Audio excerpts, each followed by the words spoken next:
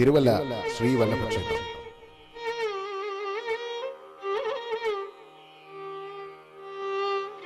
തിരുവല്ലയ്ക്ക് സമീപമുള്ള അപ്പർ കുട്ടനാട്ടിലെ ഒരു ചെറു ഗ്രാമത്തിൽ പമ്പയാറിന്റെ ഒരു ശാഖാപ്രവാഹത്തെ ഉരുമി നിൽക്കുന്ന ചീരവള്ളി ഇല്ലം. മലയാളത്തിന്റെ പ്രിയ കവി വിഷ്ണുനാരായണൻ നമ്പൂതിരി ഇവിടെ ജനിച്ചു.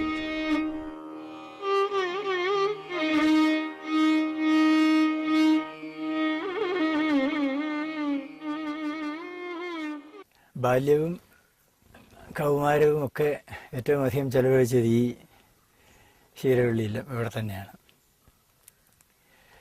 ഞാൻ ജനിക്കുമ്പോൾ മേപ്പറാലുള്ള എൻ്റെ തറവാട് സാമ്പത്തികമായിട്ട് കടം കയറി മുങ്ങി. വീടിന് പിന്നിലൂടെ ഒഴുകുന്ന ഈ തോട് ചെന്ന് ചേരുന്നത് പമ്പാ നദിയുടെ ശാഖയായ കൂരച്ചാലിലാണ്.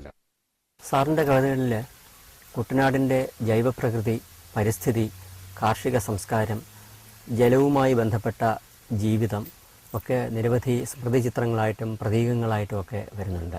അതേക്കുറിച്ചൊന്ന് പറഞ്ഞാൽ നന്നായിരുന്നു.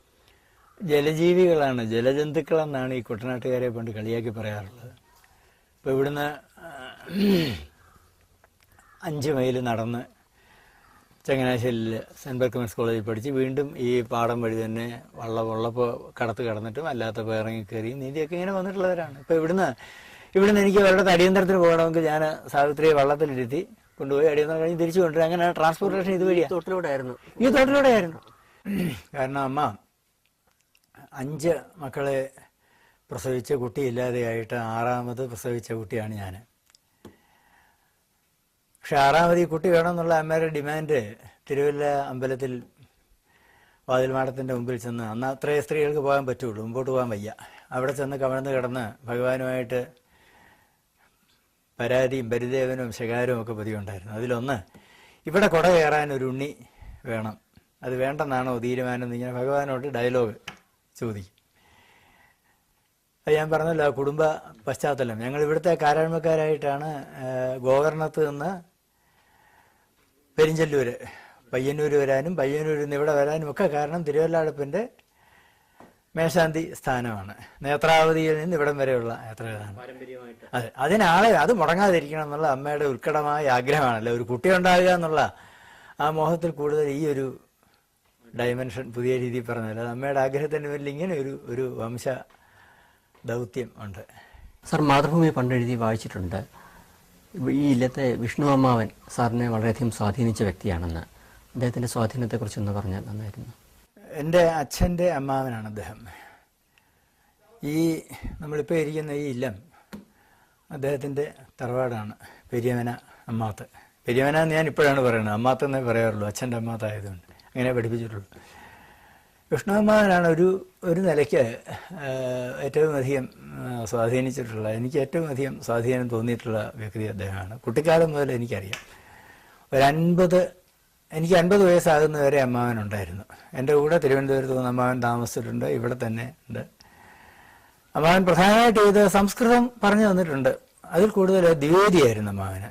ഋക്കും യജസ്സും രണ്ടും അതിൻ്റെ കഴമ്പ് നിരുക്ത ശൈലിയിൽ, അതായത് എറ്റിമോളജി വെച്ചുകൊണ്ട് വ്യാഖ്യാനിക്കാനും വളരെ സരളമായിട്ട് കുട്ടികൾക്ക് മനസ്സിലാകുന്ന പോലെ പറഞ്ഞു തരാനുമുള്ള ഒരു അസാധാരണമായ ഒരു പ്രാഗൽഭ്യം അദ്ദേഹത്തിനുണ്ടായിരുന്നു. പിന്നെ ജീവിതത്തിൽ ഇപ്പം ഇനിയും പറയാം, ജീവിതത്തിൽ അദ്ദേഹം നമുക്ക് നേരിട്ടൊരു ഋഷി എന്നൊരാളെ കണ്ടിട്ടുണ്ടോ എന്ന് ചോദിച്ചാൽ ഉണ്ട് എന്ന് പറയാവുന്ന അദ്ദേഹത്തെ, എനിക്ക് പറയാനുള്ള അദ്ദേഹത്തെക്കുറിച്ചാണ്.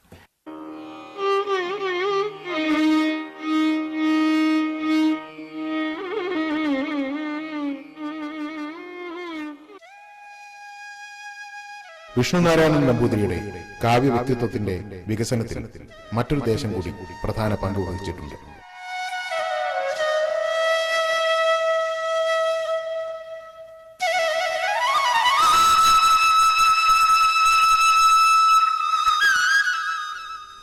മങ്കൊമ്പ് ദേവീക്ഷേത്രത്തോട് ചേർന്ന് നിലകൊള്ളുന്ന കുളങ്ങര മഠം.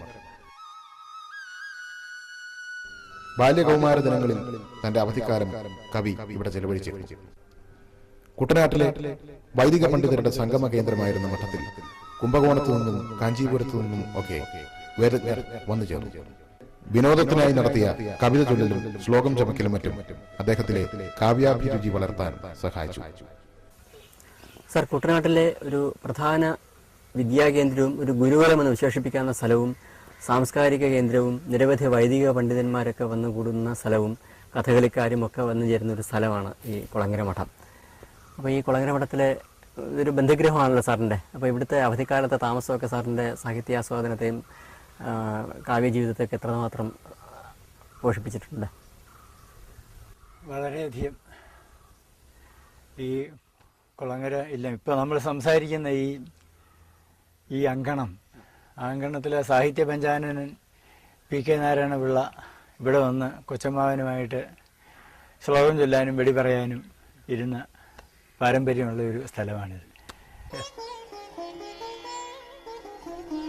ബന്ധങ്ങളുടെ പരിശുദ്ധിയും ഉണ്മയും വിഷ്ണുനാരായണൻ നമ്പൂതിരി കെടാവിളക്ക് പോലെ കാത്തു സൂക്ഷിക്കുന്നു. സ്നേഹത്തിന്റെ ചാണക്കല്ലിന്മേൽ ഉരച്ചെടുത്ത ചന്ദനഗന്ധം നിറഞ്ഞ വരികൾ, അഭയമന്ത്രങ്ങൾ. യഥാർത്ഥത്തിലെ മങ്കൊമ്പിലമ്മയുടെ ചോറാണ് എൻ്റെ ശരീരം, നേർപകുതി മങ്കൊമ്പിലമ്മയുടെ ചോറാണ്. തിരുവല്ലാടപ്പൻ്റെ ചോറ് എന്ന് പറയുന്നത് അത്രത്തോളം എനിക്ക് ആത്മീയമായ ബന്ധമുള്ള ഒരു മണ്ണാണ്, പവിത്രമാണ്. അതിലോലവും നിശിതവുമായ വാക്കിലൂടെ മനസ്സുകളിൽ സ്നേഹവാടികൾ തീർക്കുന്ന കവിയുടെ ഉയർച്ചൂടായി രണ്ട് ദേശങ്ങളും അദ്ദേഹത്തിൽ നിറഞ്ഞു നിൽക്കുന്നു.